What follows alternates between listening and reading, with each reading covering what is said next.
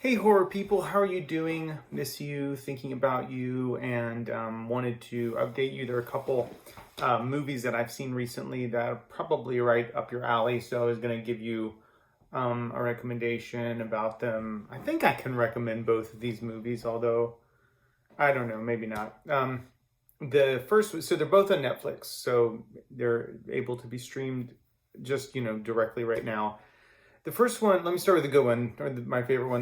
This one's called Head Count. Head Count is this kind of low budget indie movie that is really charming and visually terrifying without doing a lot.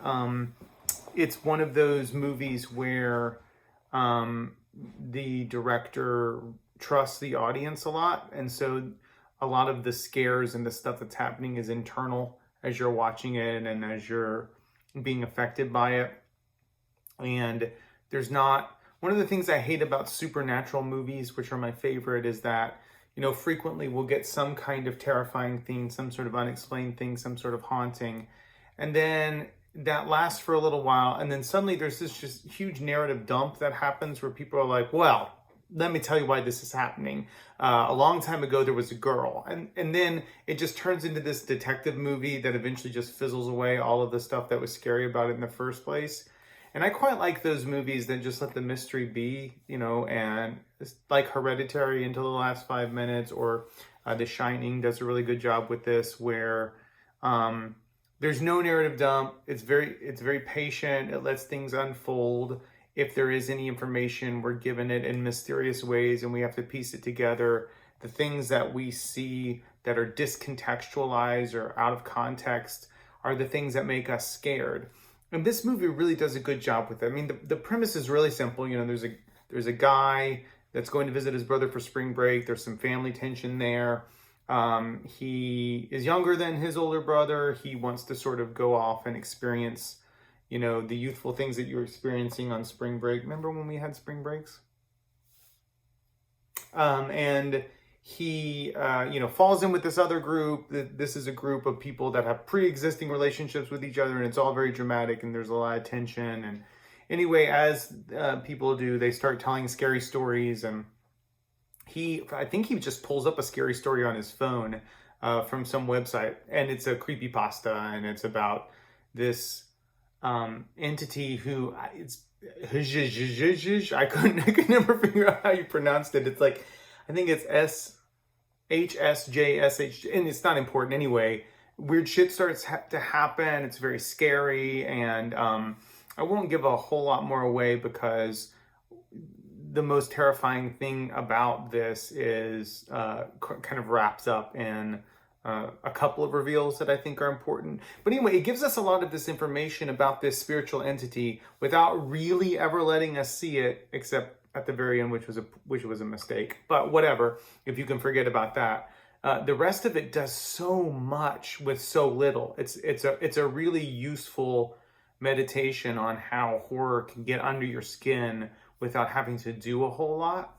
And I found myself thinking about it a lot and coming back to it, and it leaves you with a lot of questions, which is kind of cool. So full recommendation on that one. It's called Head Count. It's on Netflix, not too long, about an hour and 40 minutes. This next movie is an hour and 34 minutes long, and shout out to Ben Silverman was the reason that I looked at this, and I had it on my list for a while. And you've probably heard of it. It's a movie that's called The Platform. And if you read the synopsis, or if you just have an idea of what it's about, it sounds really cool.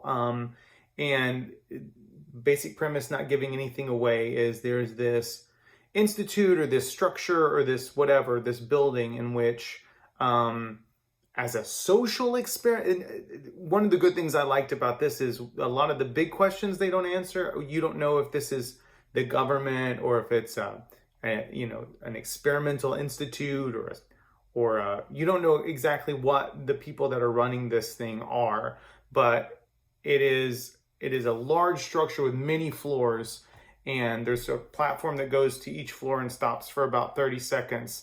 And at the very top, it's filled with a bunch of food, just tons of food, and really elevated, delicious, high, quality food. and the people on the top eat for 30 seconds, and it keeps going down. And the premise is, I mean, it's a good premise. It's like a Twilight Zone premise. The premise is like, if the people at the top would just eat whatever it took for them to survive, then everybody could eat something. Everybody be fed at the lower levels.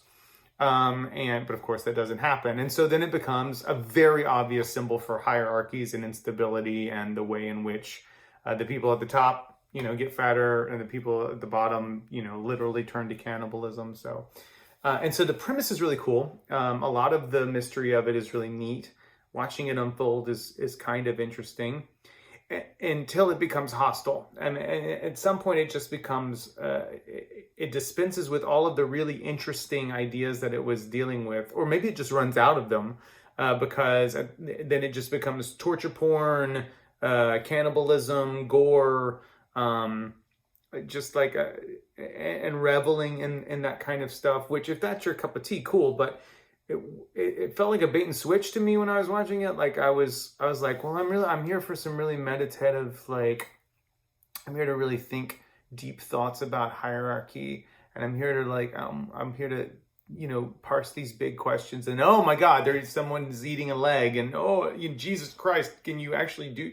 Is a fingernail tasty? Like, so I think it actually ends up messing up its momentum and losing a sense of its dignity. Or I know it's hard to say with a horror movie, but it certainly could have been a much more. And then the whole thing sort of falls apart because every month you're just moved to a random floor, and so that stuff starts to get repetitive. And finally, there's like a plan of action by our main character that comes so late in the movie. You just want him to die. It would be a mercy for him to die. It'd be mercy for everyone to die.